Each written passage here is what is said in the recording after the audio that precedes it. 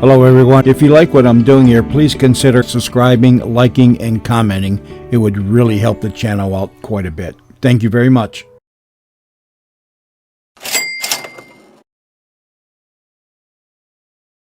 Come in. Welcome. I'm E.G. Marshall. How does a Mediterranean cruise in the sun sound to you? All expenses paid. Not very sinister? Rather pleasant, eh? That's what you think. For when this cruise is only half finished, I think you'll be ready to abandon ship and take the next plane home. We're on a cruise with Elvira Graham, one of the world's leading fashion designers, her escort, Tony Butler, and her daughter, Marjorie. At the moment, our ship is docked in the Libyan coastal town of Derna. Elvira and Tony have gone sightseeing, trying to find a certain shop they heard about from the ship's captain. This is so deserted. There can't be any stores down here. Oh, it's not a very long alley. Let's look. Oh, there's a candle shop. Would that be it? Well, there doesn't seem to be anything else. Elvira, I don't like this. Let's get out of here. There's nothing to be afraid of. It's just too strange. We've gone almost the whole length of the alley, and there's nothing but that candle shop. And that's closed. Tony, wait. Look up ahead. The alley doesn't end. It makes a turn. Let's go back. Captain Miller said the store didn't really exist, and I believe him. We can at least look. Come on. Tony, look! There it is!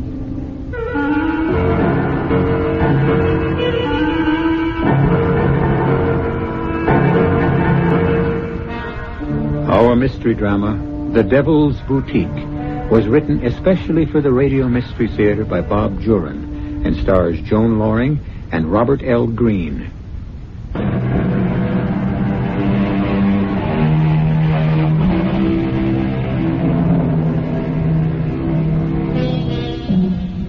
Elvira Graham found the Devil's Boutique, and that was her greatest mistake. She found it on a sunny afternoon in Derna on that Mediterranean cruise. And what happened after that, well, Tony Butler will have to tell us.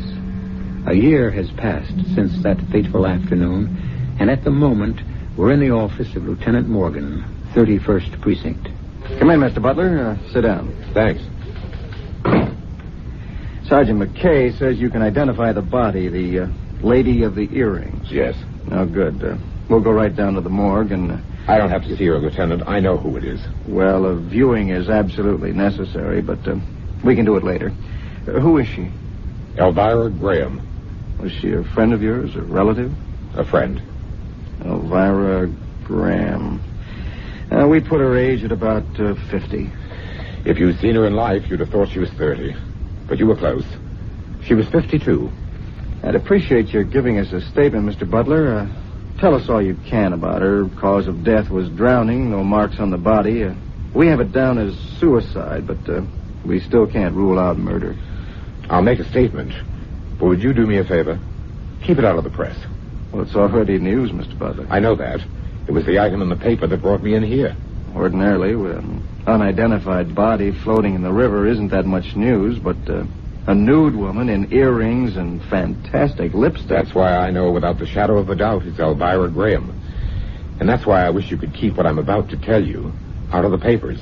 Well, I'll do what I can, Mr. Butler, but well, they don't have to know every detail. We'll have to release her identity, though. Yes, I see that. A lot of people are wondering what happened to Elvira Graham. And now they'll know. But the woman suffered enough. Yeah, she won't suffer anymore. No, I guess not. She was admired, hated, adored, despised, envied. You say you're a friend. She has no relatives? Only a daughter. I'm here in her stead. The daughter's name? Marjorie. Marjorie Graham. Well, just relax and tell us all you can about Elvira Graham. I'll ask questions later. Elvira Graham was a fashion designer. At her peak, the best. And she had a knack of making sure that no one, but no one, ever looked better than Elvira Graham. It was almost a year ago, in June. She just had a showing of her fall line, and she, Marjorie and I were starting off on a cruise to relax. I was her escort of the moment. Roger, bye! Bye! Tell Amy I'll bring her a souvenir from Italy. I said tell Amy I'll bring her... Can't hear you, Elvira, dear. Just wave. Oh, bye! Bye!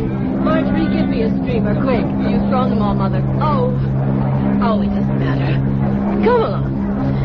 Let's go back and finish up that champagne. I think you've had enough, Mother.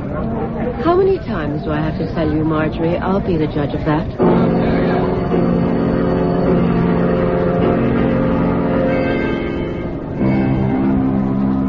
Oh, I'm exhausted. Pour me one more, Tony. Thank heaven Marjorie's gone to her own cabin. She is so tiresome sometimes. Do you think I've had too much champagne, darling? Be honest. Well, you do want to look your best at the captain's table tonight. Sweet, sweet Tony. You have such a knack. For what, I'm not sure yet, but a knack. You're absolutely right. You drink this. I'm going to take a nap. I think I'll go up on deck for a while. Tony, do you think that dress Charlotte Remsen was wearing made her look slimmer? Maybe a little taller? Definitely. You designed it that way. Yes. Made her look almost too attractive, I think. Well, I'm not going to think about work anymore. We're here to relax. Kiss me, Tony. And let Elvira get her beauty rest.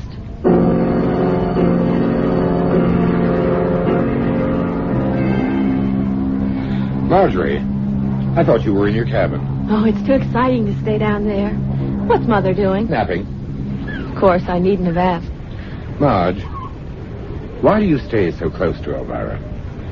Don't you want a life of your own? I could ask the same of you, couldn't I? Touché. Are you in love with my mother, Tony? Love? No. And you know she's not in love with me. We're companions.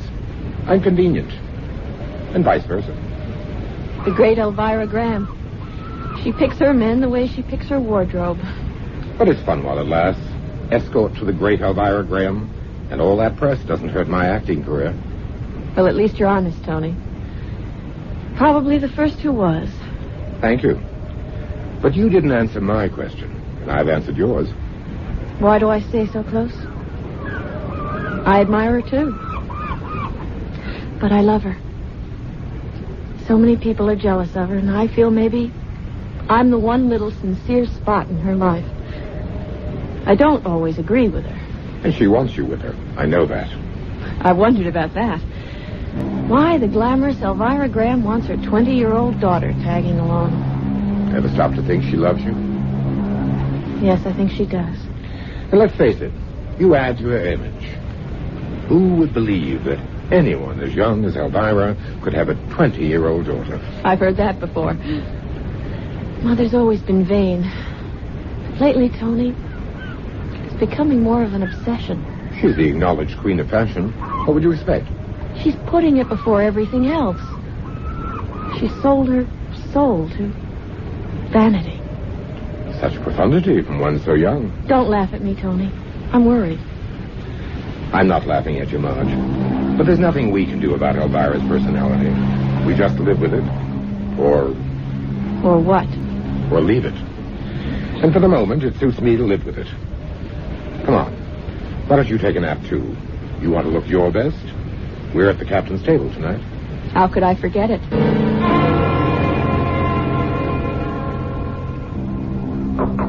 Mother, come in, dear. I just wondered if you were ready to go up for dinner. Tony and I have had a cocktail already. Yes, just about. But I see you're not Marjorie. I am. That's why I came by. But, Marjorie, you're not going to wear that scarf with that dress. Well, yes, I am. Oh, no, dear. The dress is chiffon. It looks fine, but you don't cover a décolleté as low as that with a scarf. It's ridiculous. Besides, it's the wrong color. It should contrast, if anything. but I thought it was perfect. Perfect? Marjorie, I cannot understand how the daughter of Elvira Graham can be so insensitive to style. Doesn't anything rub off? Mother, we're dining at the captain's table. It may not mean anything to you, but it does to me. I disagree with you about the scarf, but I'll give in to your superior judgment. No, darling, you'll find it's always right. Now, hurry and replace that dreadful scarf with a string of plain, simple pearls, and change your lipstick. It's too bright. I'll meet you in the dining room. You do understand. I just want you to look your best. Well, you must always look your best, my dear. But never better than Mother.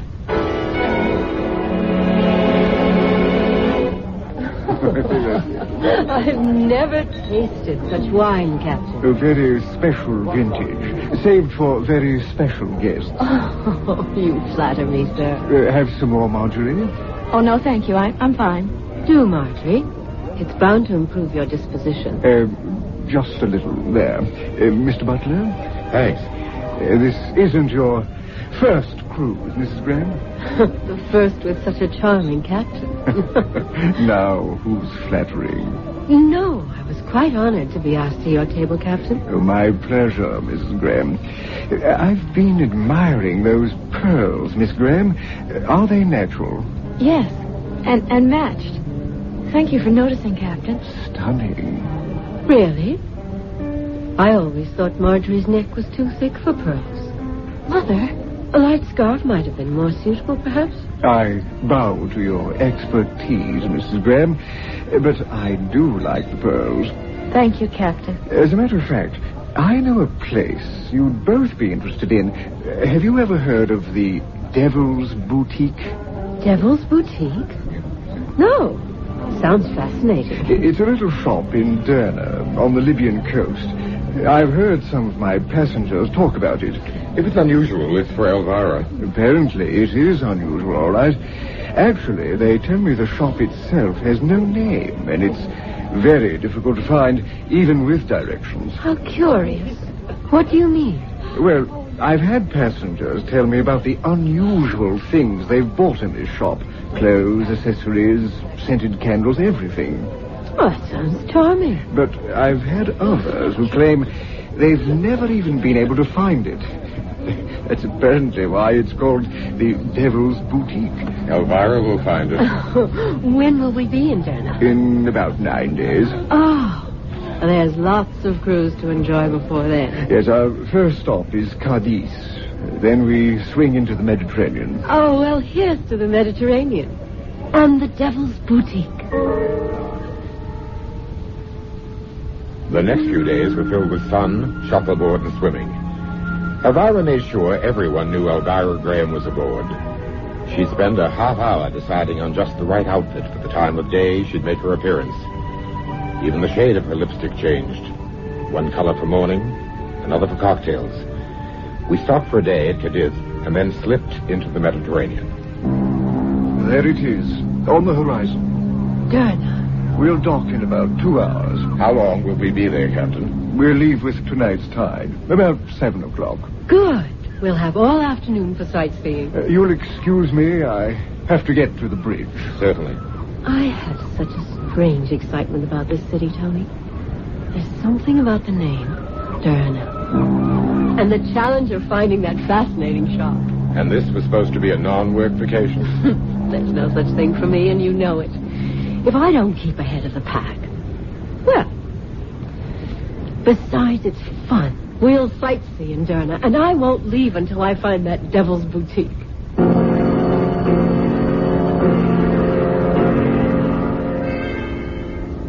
I can tell you one thing. You wouldn't catch me going near a place with a name like that. And I certainly wouldn't go out of my way to find it. But then, for a woman as vain and determined as Elvira Graham, it might be just the place. Vanity, like love, is blind. And Elvira has no inkling of the strange fate that awaits her in the Devil's Boutique. I'll return shortly.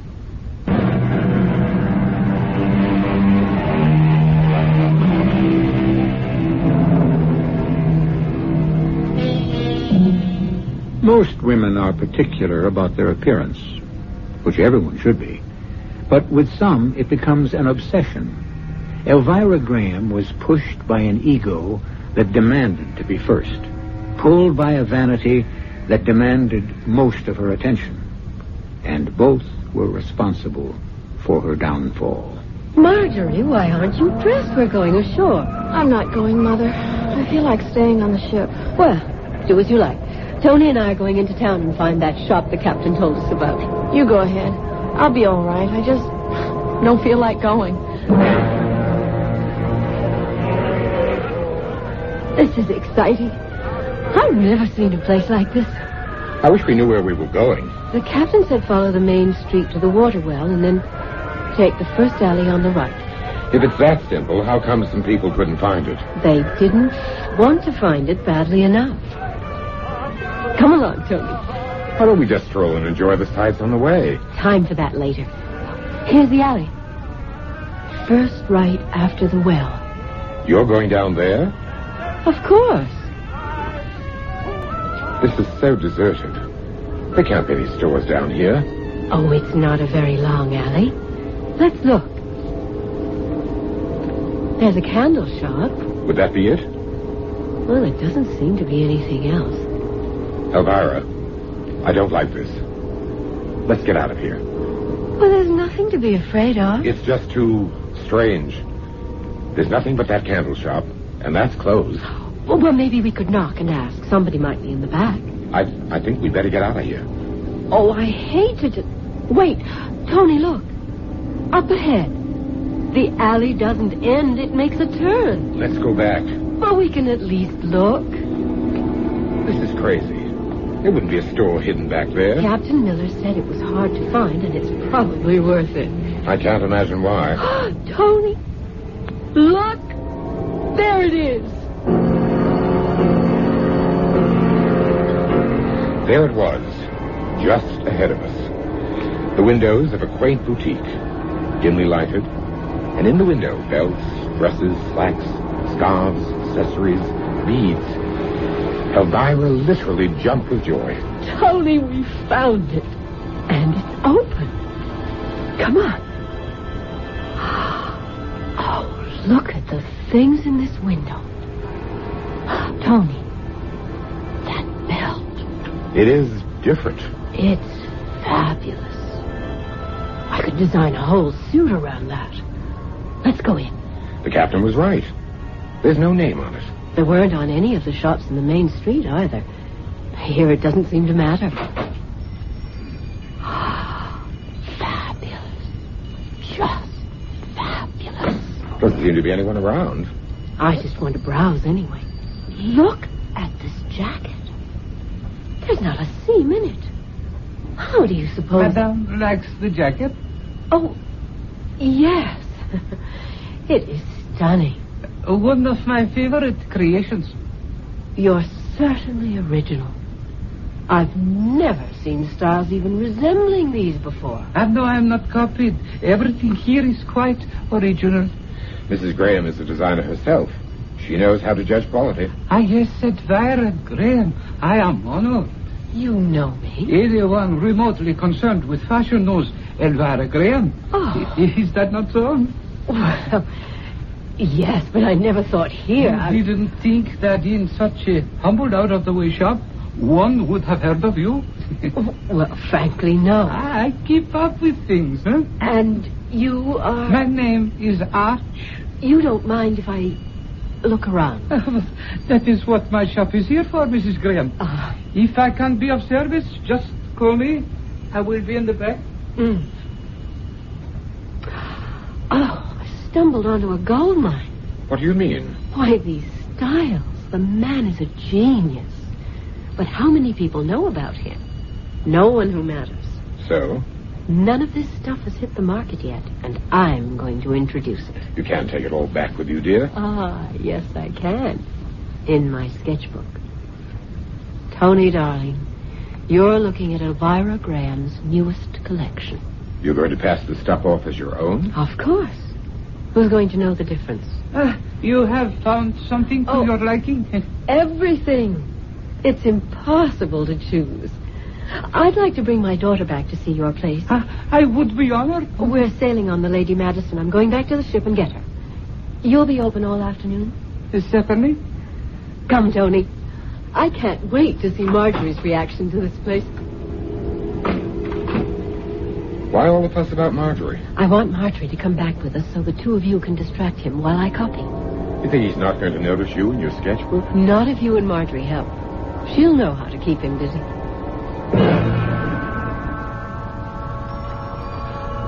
Mother, this is unbelievable. I told you it was sensational.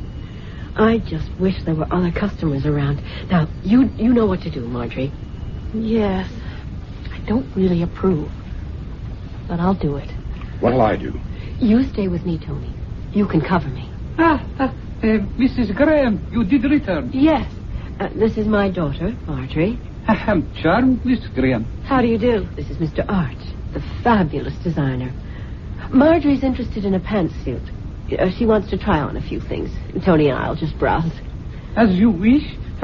This way, Miss Graham. I have a few styles here I think might interest you. Well, just stand close, Tony. We'll pretend we're looking closely at these things, and I'll get my sketches. Well, Marjorie, did you find something you liked? I'm taking this blouse. I decided against a suit. Oh, it's very attractive. Well, we must be on our way. We're sailing this evening. Mrs. Graham? Uh-huh. Did you get all the sketches you need? I did jot down an idea or two. I hope you don't mind. I mean, imitation is the highest form of flattery or whatever. Is that exactly ethical? Oh, Mother. Well, perhaps not, Mr. Arch. I shall tear them up if you feel that way. No. I didn't say I minded. Oh, perhaps we should leave. Tony, Marjorie. One moment, Mrs. Graham. Yes? Please, no hard feelings. I should not have mentioned the subject. After all, I am flattered by your very presence. The great Elvira Graham in my humble shop, huh? Would you accept the token of admiration? Well, I don't quite understand. Have you ever seen anything as exquisite as this? Mother, how beautiful. Wow. Oh, they are expensive earrings, but surely you're not suggesting You that would honor me by accepting them. This is most extraordinary and generous, Mr. Arch, but I don't see how I could possibly. You do me a disservice, Mrs. Graham. I insist. Go ahead, Elvira. It's an unusual gesture. Well, thank you. I wrap them for you. I'll be right back. You ought to accept kindness with a little more grace, Elvira. But he took me so by surprise. I mean, right on the heels of accusing me of spying. He didn't exactly accuse, Mother. Well, I don't embarrass easily, but that was one of the times. Here he comes. Well, here you are, Mrs. Graham. There is no one on whom they will look better. Good day, Mrs. Graham, and bon voyage.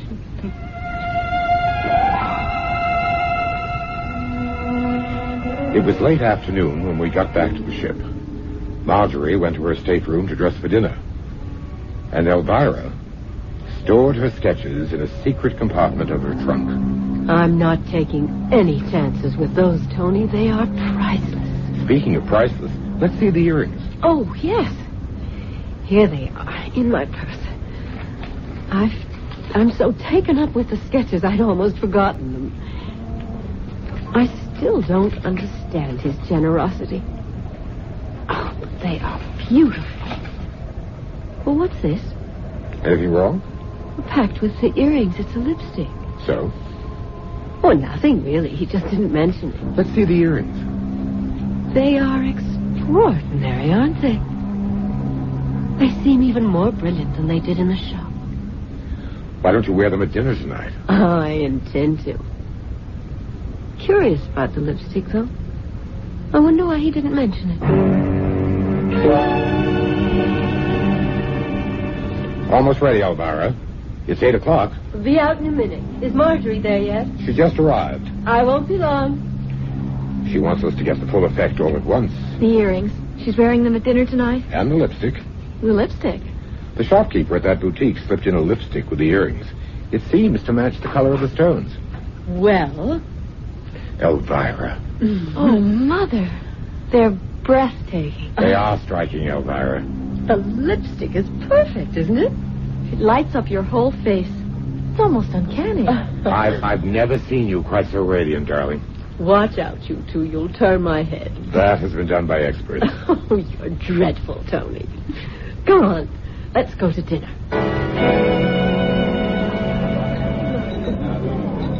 You're turning heads, darling. Everyone's looking at you.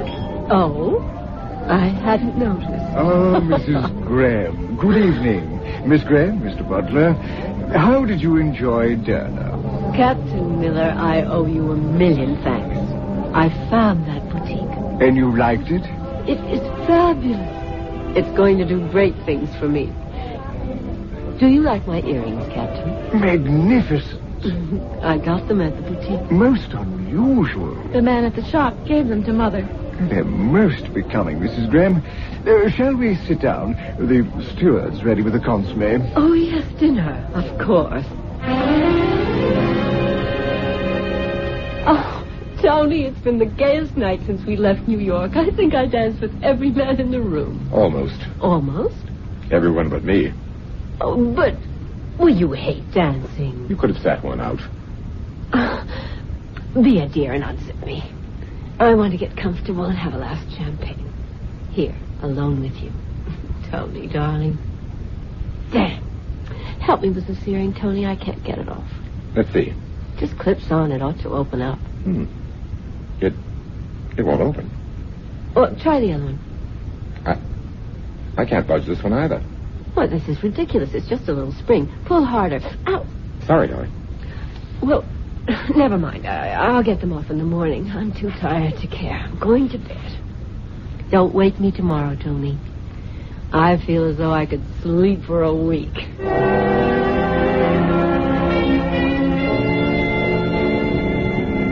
Good morning, darling. It's morning already. Oh, I must look a sight. Hand me that cold cream, dear. Here you are. Oh, I must have been tired last night to leave this lipstick on. You were quite the belle at the ball, you know. You don't mind. The price I pay for escorting the Elvira Graham. Oh. What's the matter? Tony, my lips. The lipstick isn't coming off. What? I can't seem to remove this lipstick. I mean, cold cream always takes it right off. Rub harder. It just doesn't seem to work. The earrings. Now the lipstick. The earrings. Last night, we couldn't get the earrings off. Oh, I remember now. They're still on. Yes. I can't open the clasp. I didn't have any luck with them last night either. Try again, Tony. Try. Okay. It's crazy. It's just a little spring, but I can't open it. Oh, you've got to, Tony. I've got to get these off.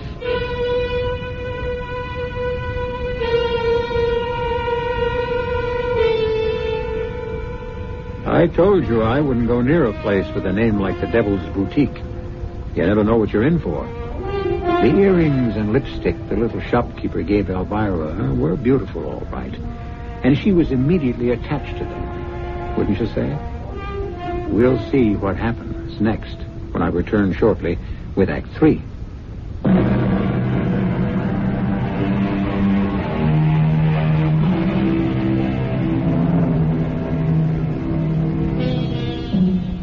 Let's return now to the stateroom where Elvira Graham can't seem to remove her lipstick or her earrings.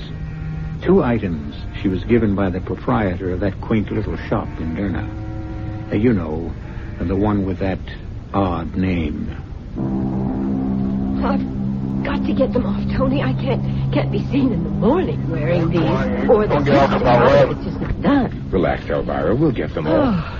Just sit still while I... Oh, there's no use trying that again. Maybe you could get some kind of tool, something to pry them loose. Where? Well, ask the captain. Oh, no, wait, don't. He'd think it's odd. No different from what I'm thinking. Mother, Tony, going up for breakfast? Mother, you're still wearing the earrings. Yes. Well, do you think they're quite the thing for morning? Well, of course not. But I'm having a little trouble getting them off. Want me to try? You might as well. Tony and I haven't had any luck. Tony, maybe we ought to try and get a tool. Don't ask the captain. Try the purser or someone. Oh, I've never seen a glass so tight. That's not the half of it. What do you mean? I can't get the lipstick off either. We tried everything. Cold cream and even alcohol on the lipstick. Wire cutters we got from the engine room on the earrings. But nothing would take away the color from Elvira's lips or those dazzling earrings from her ears. The metal clasp seemed impervious to the shears. Evening finally came, and Elvira decided she could put in an appearance for dinner. The lipstick and the earrings were appropriate after 6. Relax, darling. You're still the center of all eyes. Oh, Mrs. Graham, you're wearing those becoming earrings from the shop in Derna. They're quite extraordinary. They are indeed. We're having a piano recital tonight after dinner. I hope you're all planning to join us. We wouldn't miss it. In the lounge at 9. We never made the recital. On the way from the dining room, something happened that set Elvira off. Mother, what is it? Stupid little trap. Calm down, Elvira. Didn't either of you hear that woman as we were leaving dinner? No. You didn't. You didn't hear her say how gauche those earrings again. Do you? No, to our whole table. I wish I'd slapped her face. Well, I can't leave the stateroom again, not until I find some way of getting these hateful things off. Maybe the man in the shop who gave them to you can help. Go all the way back to Derna. There's got to be an easier way. Well, you haven't come up with it. Maybe Marjorie has an idea. I'm going back to Derna. We'll fly from the next port at which we stop. Elvira, be reasonable. We Well, can't... reasonable? There's no reason to this whole mad thing. Marjorie, you go on with the cruise. Tony and I will go back to Derna and then meet you in New York. Oh, no, I'm staying with you. Oh, do as you like. I'm too upset to argue. Tony, see the purser or the captain or someone and see what arrangements we can make.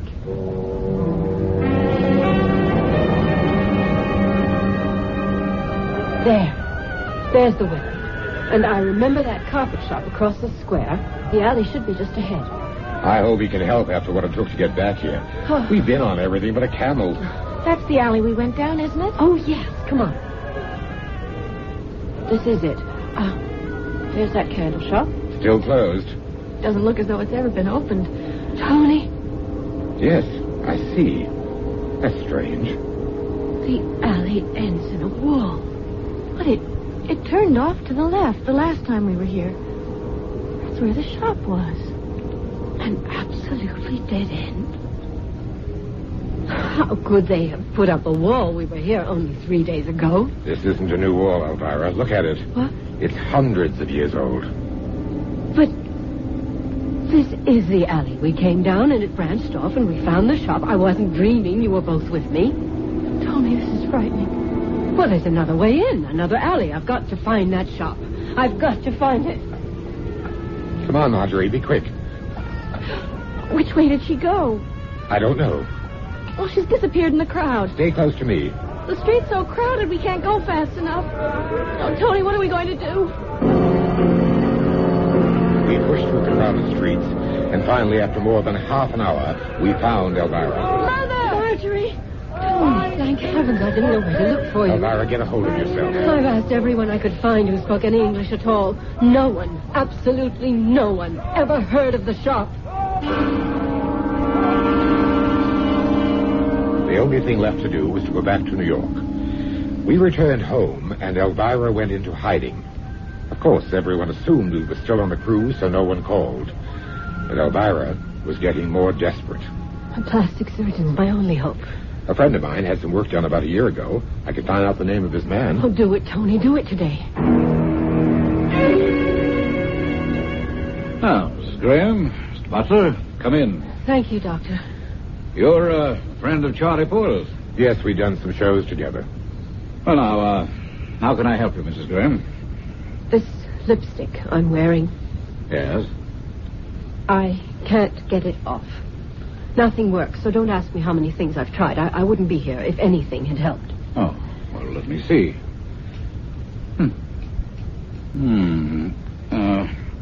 I'm just going to scrape your lower lip a little. It won't hurt. Yes, the color's embedded in the lip tissue.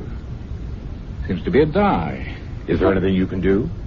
Well, I could try bleach. It would be uncomfortable for a week or so, but probably effective. Do it. I'll do anything to get out of this clown makeup, but that's only part of my problem. There's more. Take my bandana, Tony. Those earrings, Doctor. They won't come off either. They're clasped completely around my earlobe. How long have you had this condition? It's been almost a month. I got the earrings and lipstick in a little shop in Libya, and frankly, they are bewitched. I know that now. Hold still a moment. Yes, the lobes are beginning to swell. And we'll have to work on this.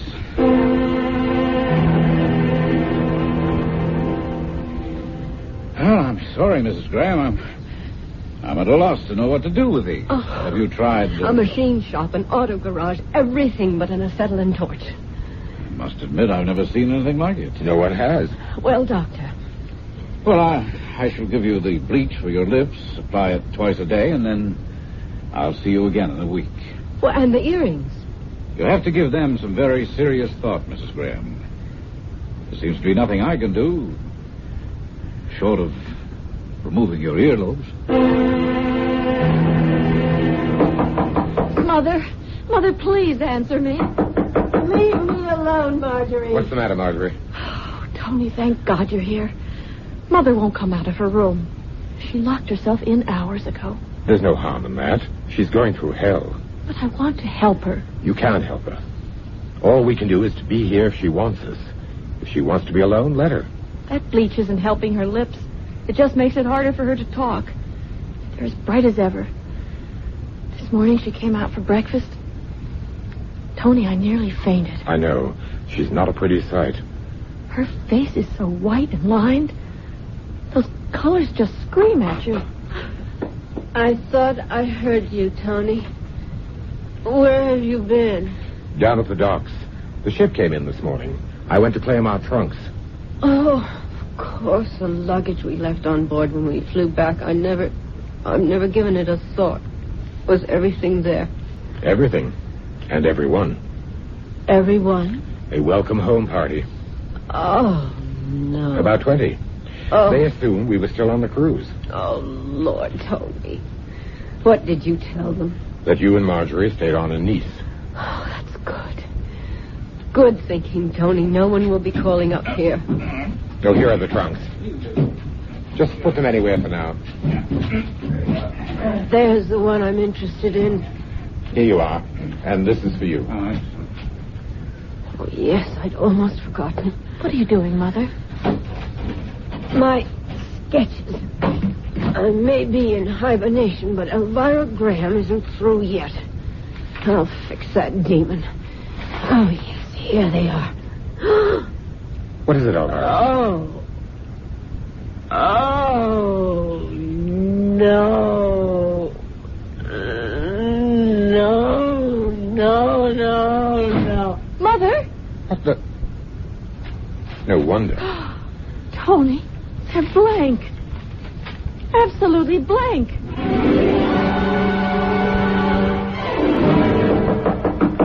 Elvira, please. Mother. You saw them. Blank. Every last page blank. He's cursed me. Elvira, come sit down. Why? What did I do to be cursed like this? Elvira, time can... No. Don't feed me any more of your stupid encouragement. What's the matter with you? Look at me. Clown. Freak. Tony, I can't stand this. I've got to leave. Stay, dear little daughter. Elvira. Dear, pretty light of my life. Your beauty won't change your freshness. But just look at your glamorous mother. Look, damn you. I've been damned. For what? Why? Is the answer to that in heaven? In hell? Ah, yes, hell, where that demon came from.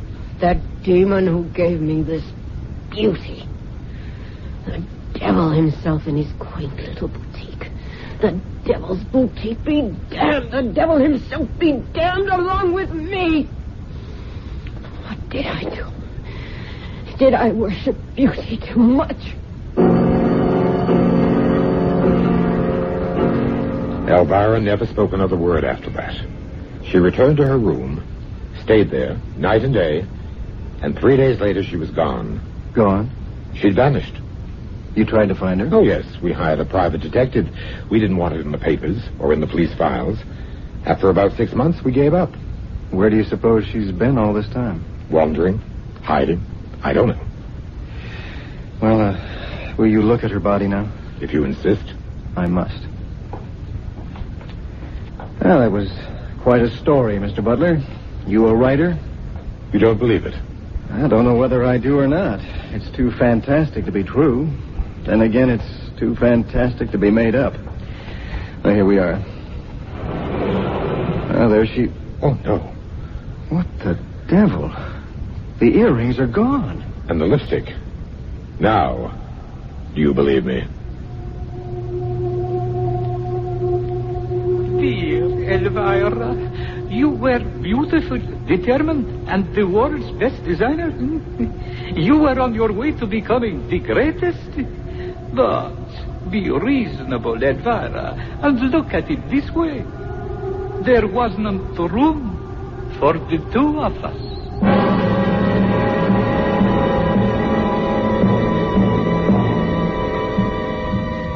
There's nothing wrong in being beautiful to other people. It's when we start becoming beautiful to ourselves that we're in for trouble.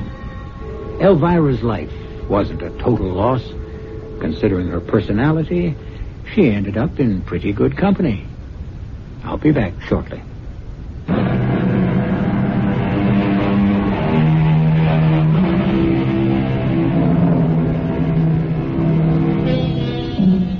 I hope you won't think unkindly about the fashion world because of our play. Those worthy institutions strive to keep us looking our best and do a wonderful job of it. Where would we be without them? In jail for indecent exposure, no doubt. But I would like to leave you with a friendly suggestion. The next time you buy a lipstick, jewelry, a garment, be sure there's a label on it. Be safe. Know your designer. Our cast included Joan Loring, Robert L. Green, Jada Rowland, Bob Kaliban, and Ian Martin. The entire production was under the direction of Hyman Brown. This is E.G. Marshall inviting you to return to our Mystery Theater for another adventure in the macabre. Until next time, pleasant dreams.